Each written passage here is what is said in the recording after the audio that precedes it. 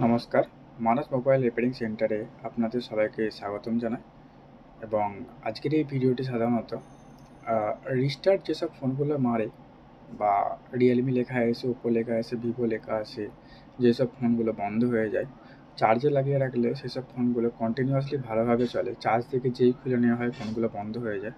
তার আজকে একটা সলিউশন নিয়ে ভিডিওটা করছি। এর আগে মোটামুটি এই প্রবলেম সলভ আমি 100 থেকে 200 পিস ফোন করে ফেলেছি, তো ভাবলাম শেয়ার করি। তো যেমন কি দেখতে পাচ্ছ, এখানে আমার কাছে একটা ফোন এসছে, সেটা হচ্ছে রিয়েলমি 5। তো এই ফোনটার প্রবলেম হচ্ছে ফোনটা নিজের থেকে রিস্টার্ট মারছে, রিয়েলমি লেখা আসছে, বন্ধ হয়ে যাচ্ছে। এক্ষেত্রে ফার্স্ট করণীয়, ফোনটা আমাদেরকে চার্জে দিতে হবে। চার্জে দিয়ে আমাদেরকে এখানে চেক করতে হবে যে আমাদের ব্যাটারিতে কত পার্সেন্ট চার্জ আছে, সেইটা এখানে শো করছে কিনা।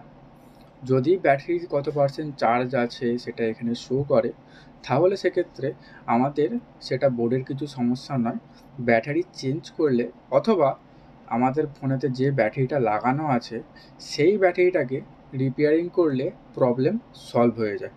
তো পুরো প্রসেসটা আমি ভিডিওর মধ্যে দেখাচ্ছি, পুরো প্রসেসটা তোমরা দেখো।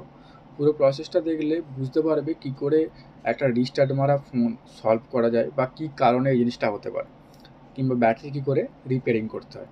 তো আমি ক্যামেরাটাকে একটু ফার্স্টে জুম করে নিই, দেন তোমরা এই পুরো ভিডিওটা দেখতে থাকো। দেখতে থাকলেই বুঝতে পারবে যে অ্যাকচুয়ালি প্রবলেম আমাদের কোন জায়গা থেকে আসে এবং এই প্রবলেমের জন্যই অ্যাকচুয়ালি ফোন রিস্টার্ট হয় কিনা।